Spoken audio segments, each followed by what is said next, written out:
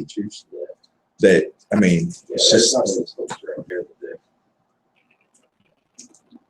I know some people from like around Atlanta that go to school over there, and they get in with like 3.2 out of high school, and they get into Georgia. Right. Yeah.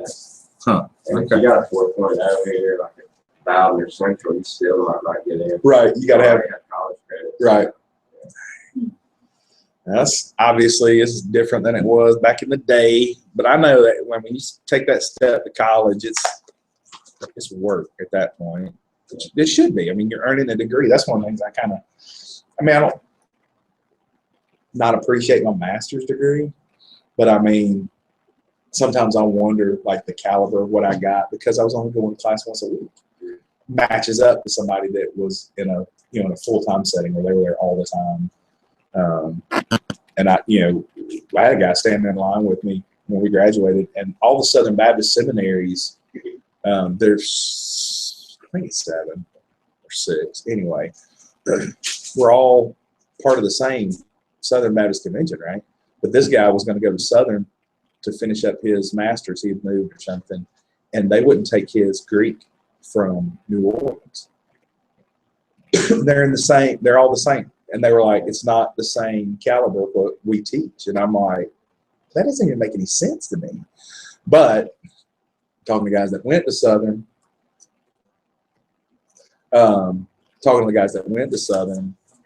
you find out why. So it's like, okay. So anyway, there's something to it. Anyway, so I respect you, sir.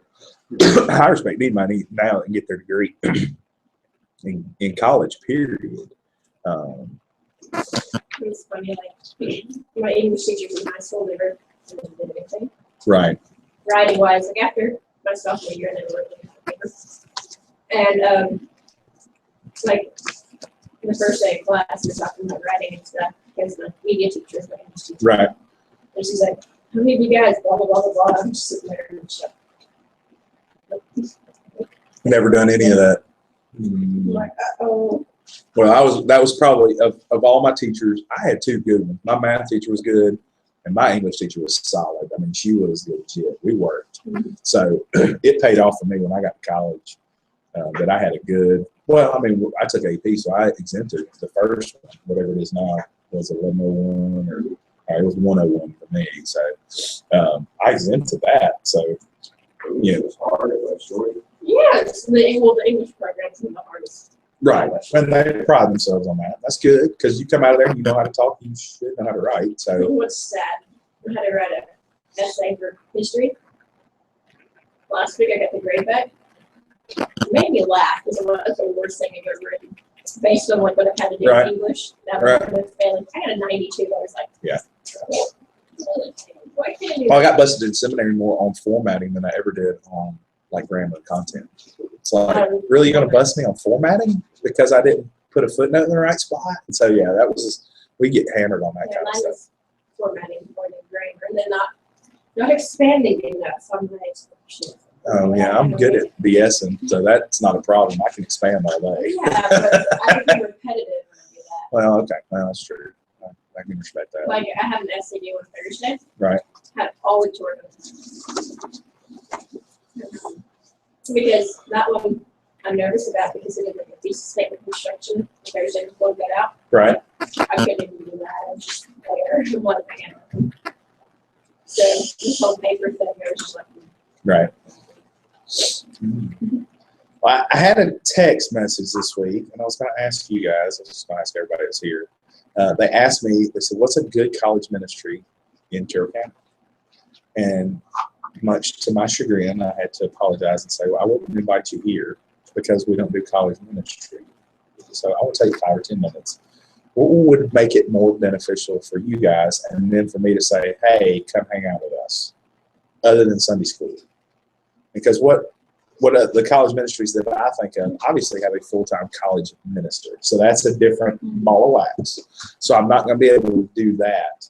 But is there things that we can do that benefit you and then obviously benefit the people that you come in contact with so that we could say, hey, we have a thriving college ministry? I don't know what that means. For them, I mean, they also meet midweek, so they do a Wednesday night thing. They don't meet on campus. They meet in a house to have another additional Bible study and fellowship time. And they call it a community group. It's just a name. I mean, does that help? Would we do stuff? And here's the thing. I mean, we've had a good month attendance-wise, but, I mean, you're off at school. We got now a guy that's a firefighter that's in here. I guess, you know, Alex is pretty consistent now. But I mean, reality is Jake's in high school, right? You know, is he a junior, senior? He's a junior, so you know he's still got another year. And I just want to make it beneficial. I mean, I'm glad y'all are here. I'm not gonna lie, dude. It was fun. It's fun going in and say, hey, we had 4 or 5 in Sunday school. You know, where we normally don't, because most churches don't even have college Sunday school past. I mean, once you get out of high school, it's like go find an adult class, and most of our college students disappear. So I don't want to do that. That's why I was like, dude, I'm going to teach in here. We're going to talk and whatever. But is there anything else I can think of that would make it more beneficial? I'm in a small group in Athens, but I mean, Right. I really do that. I mean, Right. That's that same model that Riegel Roads did. I mean, they have a small group or community group that meets midweek. So now is that through a church or through a campus ministry? Okay. Athens Church. Okay. I know Watkinsville is real strong out there too. So, so maybe that's one way. If you're a campus, you're engaged there. So that would be spectacular. Just be thinking about it. I mean, we'll probably do a couple of things this summer. I want to go to the Braves game. I want to go to the road game just because it's cheap and it's easy. Like, I hate going to Atlanta. We'll go to Atlanta. I'm not opposed to going to Atlanta. But just to keep us together through the summer. And then we'll obviously have some folks coming up. Who's graduating this year? No. We'll have any seniors? Next year you'll have Addison and Blair. Jake, officially. Okay. So, okay. But Rando is the only one graduating. senior. Okay. All right. Well, if y'all have any like brilliant ideas, I did want to do Passion this year, but I didn't know if anybody else wanted to go, so that's why I pushed it. I know you asked me about it probably about a couple weeks before. Yeah. It's like, yeah, know anybody that wanted to go. No offense, I'm not taking you to Atlanta. So anyway, so just be thinking about that. And if you've got any brilliant ideas or you run across something that's brilliant, by all means, help a brother out. Because I know we're doing well. We're doing well everywhere else. Like children's ministry, I mean, attendance is not great, but they do a good job. They're good teachers, good leaders, and we're seeing a good shift in the future. Our student ministry is great, and we're fixing to kind of expand that. We're bringing in the 6th graders next year, so that'll expand that ministry. But Julie's going to come in, Art's going to come in and help with that, and kind of take the younger crowd, and Michael will take the older crowd. So that's healthy. Our Sunday schools or classes are really strong. I wish we would fellowship more. But Bobby's class does that well. Ricky and Cindy's class does it a couple of times a year. So those are good times. Those are, all those classes are doing well. So it's like, where's the gap?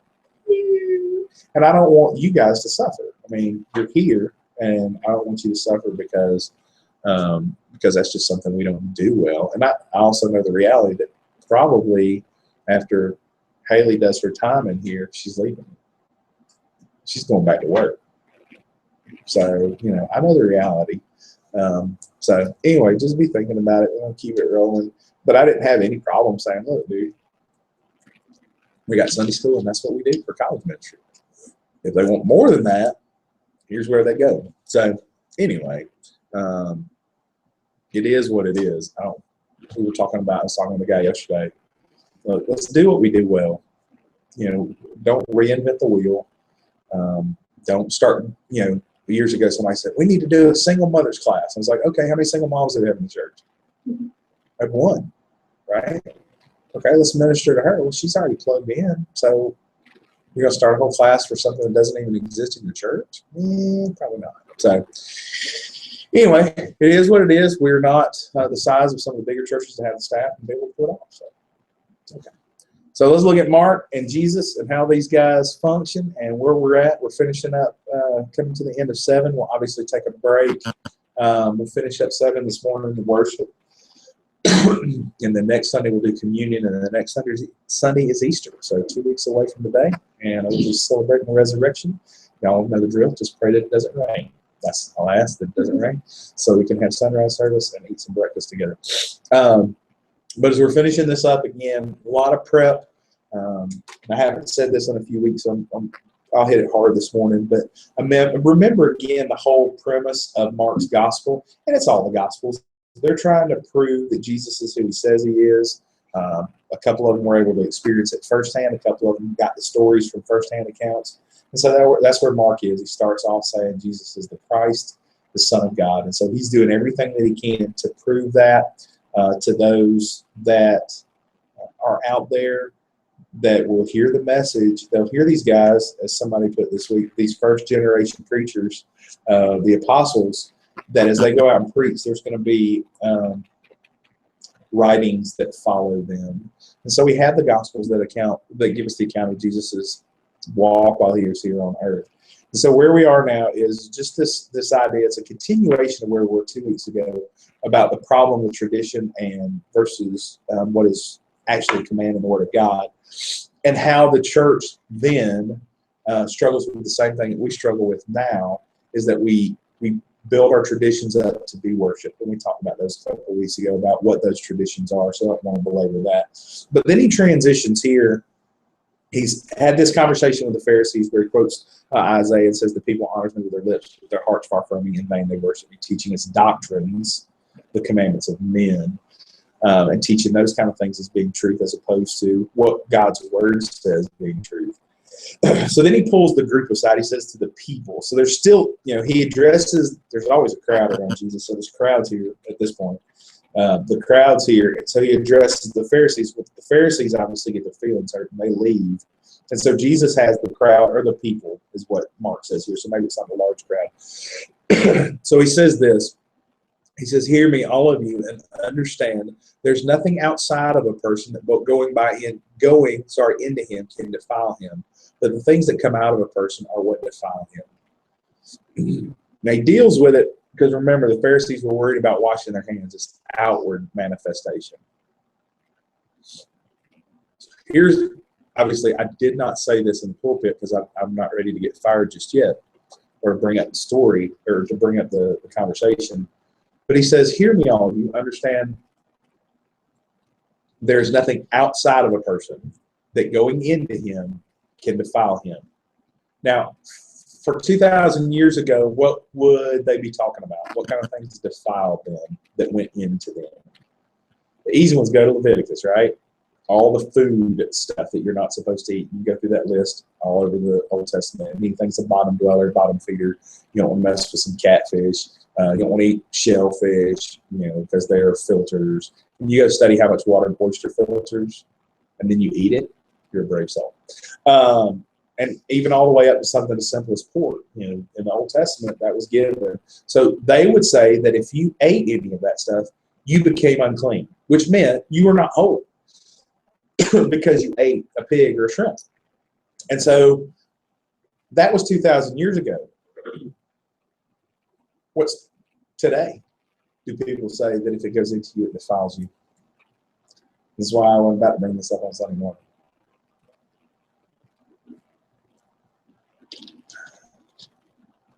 Come on, kids. Do good with me on legalism. What do people teach that if it goes into you, it makes you unholy? Alcohol, right? What else? Tobacco, right? And those are two that we preach and teach. So there is nothing, Jesus said, outside a person that going into him can defile him. But what comes out of the person is what defiles him. He's going to build it up. Okay. So am I saying that we need to go drink alcohol? Heck to the no. Am I saying that we need to be ingested tobacco? No. Now, go to 1 Corinthians 10, 10:13, 10:31. Paul expands this thought because he's having the same conversation with the Corinthians. He goes, look, all things are lawful, just not all things are beneficial. And he says, I won't be brought under the power of any. So he gives us a real good word of wisdom there. Okay? Now, it's lawful for me because I'm 42, as Haley reminded me last time. It's lawful for me to go put alcohol in my body. Correct? Not lawful for you yet, is it? It is lawful for you now? Are you lawful? You're not lawful. Okay. So you can't, right? All of us can go get tobacco. He's 18 now, right? So I can lawfully go put it in my body. Now, what's the benefit? There is no scientific benefit. They come out every week on the blogs and say, oh, a glass of red wine is good for you. And then what do they say in about 3 weeks after that? You don't need to drink alcohol. So it's always back and forth. I've yet to find a health benefit from ingesting tobacco. Right? Okay. Is it lawful? Yeah. I mean, everybody knows somebody that dips or smokes. Right? We know godly people that we respect that dip and smoke. Is there any benefit to that? No. Is it lawful for them to do that? Sure. Absolutely. But that's not what defiles them. And that's what's really sketchy. That was my point last week, and bringing around to this point again. When we get caught up in the letter of the law, we miss the heart of the law. And that's the thing that's frustrating. And that's when it becomes legalism, because if you go ask a lot of people that you know that either smoke or dip, if they should drink alcohol, what are they going to say? Absolutely not. That's sinful. It's like, whoa, wait a minute, you're contradicting yourself. Because if you do the study, nicotine is just as addictive, ask anybody that dips, as alcohol, right? Ask anybody you know that dips or smokes. Ask my dad. You know, he can't quit smoking. Why? Because he's addicted to the nicotine. It's not that it tastes good. Come on. It doesn't taste good. Have anybody ever swallowed dip? I made the mistake one time of swallowing that stuff, and I was like, I don't understand why people put it in their face. I don't get it. Because I swallowed it, and of course, whoever was a smart gave me Copenhagen the first time, and I threw my guts up. It's like, give me the strong stuff. Let's go ahead and see what it's all about. And the one time that I ingested alcohol in large quantities, I was intoxicated to the point where I was like, I don't have control. Why would I want to do this? Never touch this stuff again. It's not the stuff that goes into you that defiles you. And which, a little PS, by the way, caffeine is just as addictive as nicotine, as is alcohol. So anybody that wants to be self-righteous and holier than thou and say, okay, do you drink coffee? You end your conversation pretty quick with most folks. So it's not about, that's why when we have those conversations, people still teach that commandment that you're not supposed to drink alcohol as a tradition that man created. That's not what defiles us. Now, does it compromise your testimony? Does it compromise your witness? I believe absolutely it does. And so there's no reason, there's no benefit for me to be involved. But Jesus is making very clear that it's not what's outside, it's what comes out. So let's look at this. He tells the parable to the disciples, or explains it to them. He says, when he'd entered the house and left the people, his disciples asked him about the parable. And he said to them, are you without understanding? Do you not see whatever goes into a person from the outside can't defile him, since it enters not into his what? His heart. Now, Jesus is really getting to where the rubber meets the road, but his stomach, and then ultimately is expelled. All the trash our body flushes out. And he said, what comes out of a person is what defiles him. Now, we got a totally different approach to that, because how do we treat it? We look on the exterior. Oh, that person can't be holy because fill in the blank. They drink, they smoke, they have tattoos, they have weird piercings. What else? You know, all that legalism stuff that we talked about a couple of weeks ago, those are the things that people use to justify or rationalize holy or not. Well, Jesus deals with that. Let's look at the list, because that's what he says. Ultimately, he says, it's not what goes into a man that defiles him, it's what comes out. Again, let me time out and back up real quick. I understand culturally what Jesus is doing. He's changing the rules. What were the rules before? You had to do all this stuff. If you didn't do all this stuff, then you were ceremonially unclean. You could go have the priest pray over you. You could go wash and become ceremonially clean. But then when it came time for the annual sacrifice, you would have to give a goat, you would have to give a lamb, you would have to give a turtle dove, or whatever your income afforded you. You would have to make that sacrifice so that your sin could be covered, because you ate the wrong thing, or you talked to the wrong person, or you went to the wrong place. And so all that was going on culturally. It does the same thing in our culture. We have the same kind of reality. It was so funny. We talked last week about the expectations of legalism. And so anyway, we were going on a road trip with Sydney, and thanks be unto God you didn't go Friday. We left the house at 12:30 and we did not get home until 10. Almost 12 hours. So anyway, but when we stopped by the church, my kids had to go to the bathroom. I'm in shorts.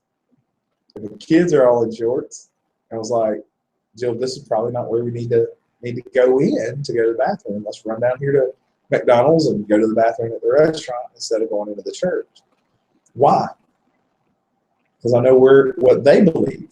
And so I was like, I'm not going to compromise myself by going in.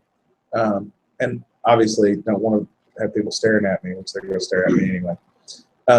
So that's not, but in the grand scheme of things, did that make me less of a Christian because I had on shorts? No. Did y'all ever see the guy out West Georgia that preached against everything? You run across him. He hadn't been back in a while. I think he was just trying to get somebody to punch him so he could file a lawsuit. But anyway, he would stand on campus and he would hold signs up that everything that was being done was going to send you to hell. So he had something for everybody. If a guy came by with hair that was not, cut close, oh, you're going to hell because you have long hair. That's what he got buried with. You're going to hell because guys shouldn't wear shorts. You're going to hell because you're a girl because you have your ears pierced. You're going to hell because you're in a sorority or a fraternity. You're going to hell. Huh? I would have some problems. I'd be like, anyway, right? I don't know if somebody that's. Well, I honestly think that's why he came on campus, was to try to incite somebody to punch him. Yeah. I really do. I honestly think that's why he came on campus, because he knew that college students won't put up with that. Mm-hmm. They're like, you're an idiot. So, or slash his tires or something. I don't know. Mm-hmm. But that kind of mentality translates, and that's why I say when we talk about legalism, we talk about teaching tradition as the commandment of God. Every church has that. We have that. When I first got here, the tradition was the pastor wears a tie. First time I worn a tie in how many weeks? I'm not keeping score, but I can go back and watch my Sunday school lessons. I can tell you, it's been 4 or 5 weeks. Has anybody said anything to me about the fact that I haven't worn a tie on Sunday? No.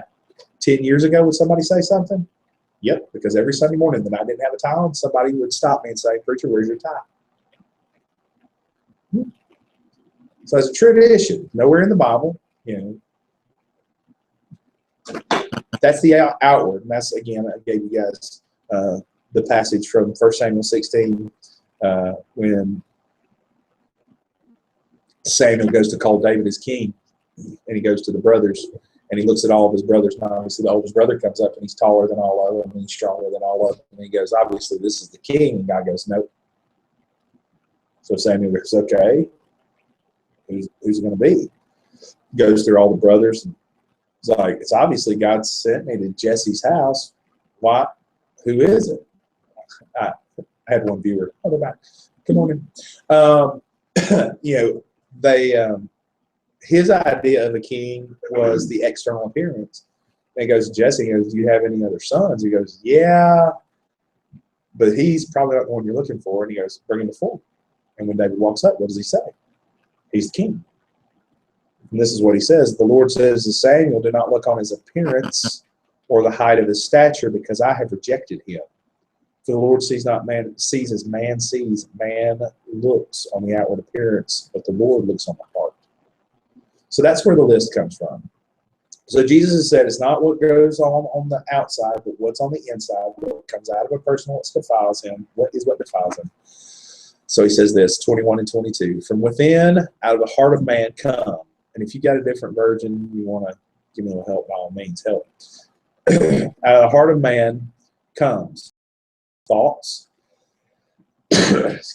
sexual immorality, theft, murder, adultery, coveting, wickedness, deceit, sensuality, envy, slander, pride, and foolishness. All of these evil things come from within. They defile a person. So now Jesus really starts getting to the heart of the matter, and that's the key. Jesus goes, you eat this stuff, you drink this stuff, sure, it's not good for you. Sure, there's no benefit, but it ultimately doesn't defile you because it goes into your stomach and it's flushed out of your system. But it's the stuff that goes into your heart and then comes out. And we walk through this list, and here's the reason why I think it's so important that we walk through this list. Jesus says these things defile us. But in our day and age, we're too closed-minded as Christians to think that these things are sinful. And so we need to become a little more open-minded, is what the world tells us. The secular world says, look, and even some churches. So I want to walk through them one more time and talk about it for just a minute, because this is a problem. And because we don't talk about it, that's why we're in the mess that we're in from a PR perspective in the world when the world looks at the church. The world looks at the church and say, you're hypocritical. Why do they say we're hypocritical? Because reality is we are. So this is the list. It's amazing to me that Jesus lays this out. He says, these are the things that defile you. It's not what goes in, but it's what's inside. So he starts with this idea of evil thoughts. Now again, for somebody who's been raised in church, that's been in church, what kind of evil thoughts could you have? Do you have evil thoughts? I think sometimes we do. Anything that's contradictory to the Lord's purpose and plan, anything that's contradictory to the Father's guiding, I think would be evil. I'm keying Jimmy out right here. Let's see if it says anything different. I got some help on that Sunday. 7:21. All right. Evil thoughts. Okay, and this is where he jumbles it around a little bit in the King James. The next one says adulteries, where ESV says sexual immorality. And then King James takes care of that because he says fornication after that. So he just flip-flops them to make sure that it's covered. But what is sexual immorality? And this is where it really fixes the problem to help understand it. The Greek word is porneia. Where we get the word pornography. So God has a standard. He's established a standard. But in our culture and our world, that standard is not upheld. And what breaks my heart is that it's not upheld in the church. I don't understand that. I don't understand that the standard is purity. And we have this tendency to see how close we can get to the line of impurity without crossing over. Why did I have a problem with 50 Shades of Grey? This right here. It promotes sexual immorality. Past that, I mean, you really don't have to have a discussion about why it's wrong and why I shouldn't allow that to come into my heart. Because when Jesus is talking about his heart, you understand he's not just talking about the physical organ, right? Y'all are smart. Y'all know better than that. But when he starts talking about the heart, he's talking about the mental and the emotional capacity that we have to process things. So the things that go into our heart and to our mind is what ultimately defiles us. So when he starts talking about sexual immorality, it's not just the act. How do we know? Go to Mark 5 or Matthew 5 when Jesus gives the Sermon on the Mount. He says, you say that it's a sin to commit adultery. I say that if you look with lust in your heart, it's the same thing as adultery. It's the exact same thing. We'll get to adultery. He nails that too, just in case there's anybody in the crowd that's like, oh yeah, but. Because, right, there's always that crowd. That's what I love about student ministry. And students all the time say, well, fill in the blank. And they would go, yeah, but. I always used to plug a radio up, say, or have a radio in the room and say, if this thing isn't plugged up, it has no source of power. And there's always a smart aleck to say what?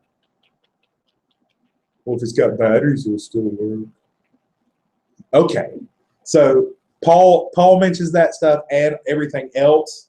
Jesus does the same thing here because they're saying, well, yeah, I'm not committing sexual immorality. I'm not doing that stuff. Well, Jesus is saying, look, even if you think it, you're going down the path because it's going to come out of your heart. All right, I mentioned theft. I went on tirade on theft just because it's personal to me. Anything that you take that's not yours, that's where, again, it's the heart. Like if you take this pen from my office, okay, you took a pen. I get it. But we get into that culture where it's like, well, it's not that big of a deal. Murder, again, we know the correlation in Matthew 5, where Jesus says, if you have hatred towards someone, it's the same as murder. If you call them a fool or speak raka, it's a word of condemnation. You're condemning somebody to hell. If you say that about them, it's the same thing as murder. Then ESV says adultery. We know what adultery is, but again, it is celebrated in our culture, justified and rationalized in our culture. And Jesus goes, no, if that's coming out, it's sinful. Coveting, and I was really glad about this whole thing because I did good on the first part of the list. But Jesus is wise in his ministry to the religious people too. It's like, man, I don't do any of that stuff that everybody can see. But what about coveting? Want what somebody else has got. And mine is the coveting of ministries. That's what I want. Now, why can't I have a ministry like that or like that? Why can't I have that? That's the kind of stuff that I want. A nice new car, that'd be great, but that's just not a reality. So I don't sit around and go, man, I just wish I had a new car. It's not a reality, so it doesn't bother me. Do I look at them and say, drive down the road, go, that's nice? Absolutely, I do. The new aluminum F-150s? Yeah, I go, that's nice. But I don't have 50 grand, so I won't be driving one around. I'll be rolling in my either my old F-150 or my old Expedition or my people mover. That'll be the great white whale. Then he goes into wickedness, and the Greek really expands that. It's depravity, it's iniquity, wickedness with evil purposes and desires. Like we want to hurt people or see people hurt or destroyed. It shouldn't happen. Deceit, there's the whole lying thing. And it's interesting. That's one of the things that's from Genesis to Revelation, that lying is something that God condemns. And Jesus says here is something that defiles man. But how destructive a force lying really is. Man, it's not that big of a deal. But we know how powerful a force it is against us. And then, again, he's already talked about sexual morality. He's already talked about adultery. But then he talks about sensuality, or King James says lasciviousness. He's dealing with something that was pervasive in its culture 2,000 years ago. I mean, there were temple prostitutes that were a part of worship and pagan worship. So that was a part of their culture. So sexual immorality and sensuality and adultery that we see today, it was just as bad 2,000 years ago. It's pretty obvious that the group that Jesus is talking to, and by now in the conversation, he's moved away from the Pharisees, the crowd, and now he's talking to his disciples. It's like, guys, you can't allow this stuff to corrupt your thinking, because these are the things ultimately that pull you away from God. And then envy, and that, again, wanting what somebody has or being jealous of what somebody else has. I mean, it's just destructive. And again, that's what we've always said. And when God tells us to stay away from this stuff, it's not that he's being a cosmic killjoy and he's trying to destroy our fun. He wants us to do things right. And that's one of the things that I wish we could have an honest conversation about sexual immorality in our church. I wish we could be open and honest about it, because it would help people to understand, look, the reason God told you to do this is the plan is one woman, one man. And if it's done that way, then everything works out the way it's supposed to. You don't mess things up. But when we get that stuff out of whack before we're even married, then that carries into our marriage relationship, and you can't convince people of that. So there's a reason why God tells us to do things the way he does. Slander, and it's interesting that King James goes and says blasphemy. And if you look at the Greek, it can be translated slander, detraction, speech injurious to another's good name, impious, reproachful speech, injurious to a divine majesty. So that would be blasphemy. But how are we talking about others, and how are we talking about God? It's just communication. And then the last two, again, I'm glad we just skip over these. Pride and foolishness.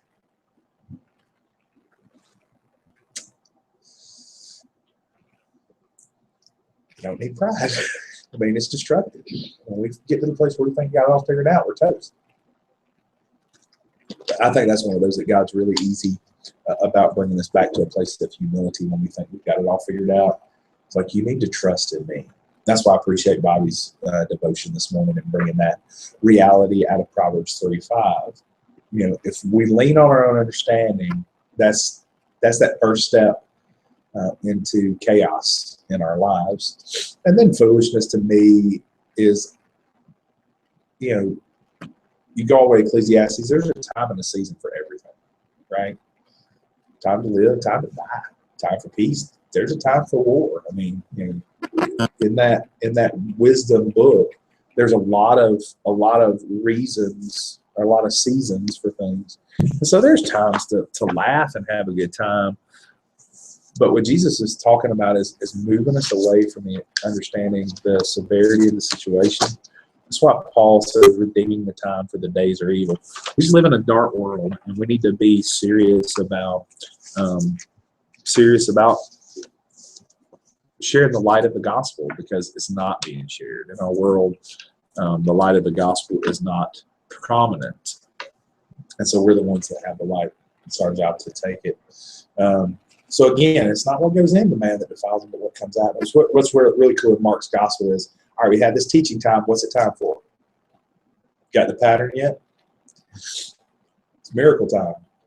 It's really cool to say that. Now we won't carry through the whole book of Mark, but in the first 7 chapters, it's been teaching, miracle, cast out a demon, teaching, cast out a demon, miracle. So we're going to, that pattern, you know, he sat down, he's had this conversation with his disciples, right? It's time for some miracles. So we'll see those to close out the chapter and the message this morning. All right, let's pray.